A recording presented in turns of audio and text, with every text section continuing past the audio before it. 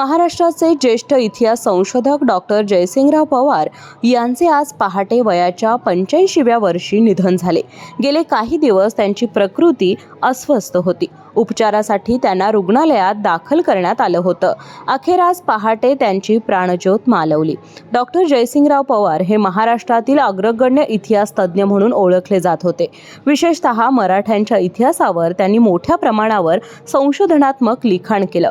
राजर्षी छत्रपती शाहू महाराज यांच्या विचारांचे ते खंदे समर्थक होते।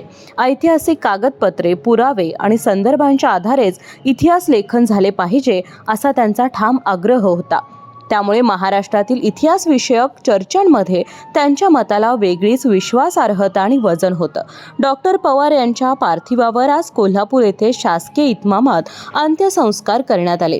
सकाळी 9:15 सानेगुरुजी वसाहत येथील त्यांच्या निवासस्थानाहून अंत्ययात्रा निघाली। सानेगुरुजी वसाहत, शिवतेज बंगला, जुना वाशी नाका, उभा मारुती चौक, बिनखांबी गणेश मंदिर, खासबाग, बिंदू चौक, पद्मा टॉकीज, दसरा चौक, राजर्षी शाहू महाराज स्मृतीस्थळ, जुना बुधवार पेठ, तोरसकर चौक या मार्गाने अंत्ययात्रा पंचगंगा स्मशानभूमीवर पोहोचली।